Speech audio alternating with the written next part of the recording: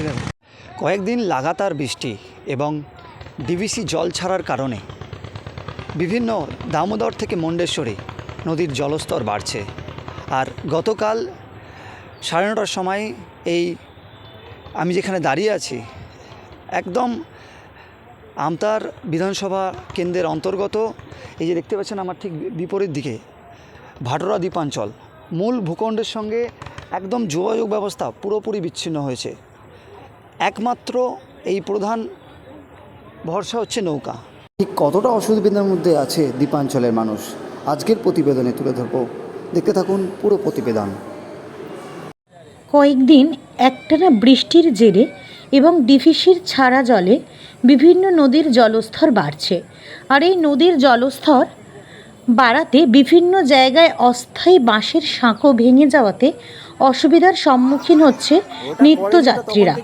এমনই ছবি ধরা পড়ল গ্রামীণ হাওড়া দ্বীপাঞ্চল ভাটোরার সাথে মূল ভূখণ্ডের যোগাযোগ ব্যবস্থা বিচ্ছিন্ন হয়ে পড়ছে। বর্তমানে প্রধান মাধ্যম হচ্ছে নৌকা। ডিভিসির ছাড়া জলে গত রাতেই ভেঙেছে অস্থায়ী বাঁশের সাঁকো। এখন প্রধান যাতায়াতের মাধ্যম নৌকা। কি জানাচ্ছেন দ্বীপাঞ্চলের মানুষজন, আসুন জেনে নিই ওনাদের মুখ থেকে। দেখতে থাকুন পুরো প্রতিবেদন। কি অসুবিধার সম্মুখীন হচ্ছেন আপনারা? অসুবিধার সংক্রমণে যাতায়াতের অসুবিধা। মূলত এই নৌকাই প্রধান। হ্যাঁ, নৌকায় এখন প্রধান। আচ্ছা, ব্রিজের খুব প্রয়োজন। এখন নৌকার ভাড়া কি যেমন আগে নেওয়া হতো না, এখন ডবল, 5 টাকা নেওয়া হতো, এখন 10 টাকা। কাউকে জানিয়েছেন? কাকে জানাবো?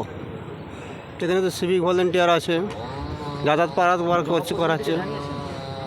আমরা তো মানে দূর থেকে আসছেন, কাকে জানাবো? এখন এখন যে পারাপার করছে সেটাই ভালো। এখন আসছে কলিকাতা থেকে। বাড়ি গোপীগঞ্জ। নাম এম রহমান। মূলত জীবনের ঝুঁকি নিয়ে এখন এক প্রান্ত থেকে আরেক প্রান্ত যে যাতায়াত, সেই একমাত্র ভরসা এই নৌকা। দ্বীপাঞ্চল মানুষের সেই ছবি সরাসরি আপনারা দেখতে পাচ্ছেন জাগরণ বাংলা নিউজের পর্দায়। দ্বীপাঞ্চল ভাটোরার যে একমাত্র এখন প্রধান ভরসা এই নৌকা। কবে ভেঙেছি? কাল রাতে। প্রধানত কি অসুবিধার সম্মুখীন হয়েছে দ্বীপাঞ্চলের মানুষকে? এই তো এখানে যেতে যাতায়াতের প্রবলেম, ভাড়ার প্রবলেম।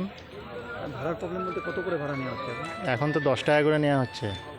আর মানুষের এমনি সময় কত টাকা করে নেওয়া হয়? এমনি 5 টাকা, এখন 10 টাকা করে নেওয়া হচ্ছে। আর বাইকের জন্য? বাইক আর আমাদের প্যাসেঞ্জার হচ্ছে 25 টাকা। অন্য সময় কত নেওয়া হতো? অন্য সময় 15 টাকা।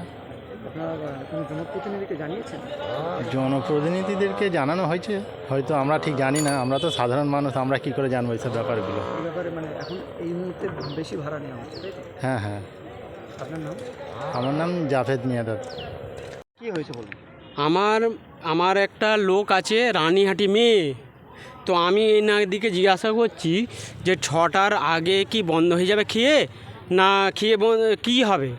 তো সেটা বললো এরা যে যখন খুশি বন্ধ করতে পারে, প্রশাসনের নিয়ম আছে।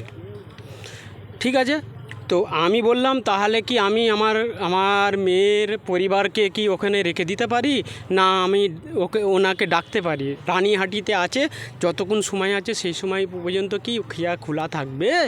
এইটুকু কথা বলেছি। হ্যাঁ, কি বলছেন? হ্যাঁ, ওনারা কি বলছেন? ওনারা বলছে যে আমার যখন খুশি বন্ধ করতে পারে, এটা প্রশাসনের নিয়ম আছে। ওনারা বলছেন? হ্যাঁ। আপনার নাম? জাকির আহমদ খান, বাড়ি ভাটোরা। গত কয়েকদিন ধরে প্রবল বর্ষণে ডিভিসি ছাড়া জলে আমাদের দ্বীপ অঞ্চল সংযুক্তকারী যে বাঁশের ব্রিজগুলো ছিল সেগুলো সমস্ত ভেঙে গেছে, যার জন্য দ্বীপ অঞ্চলে যোগাযোগ বিচ্ছিন্ন হয়ে পড়েছে। আমরা দ্বীপ অঞ্চলবাসী হিসাবে একটাই আবেদন, আমাদের পাকা সেতুর খুবই প্রয়োজন। পাকা সেতু হচ্ছে একমাত্র এই সমস্যা সমাধানের একমাত্র পথ। তাই আবারও আমরা পাকা সেতু দ্রুত নির্মাণের আবেদন করছি। নমস্কার, আমি দিলার হোসেন মিদ্দা, প্রাক্তন সহকারী সভাপতি, বর্তমানে পঞ্চায়েত সমিতির সদস্য।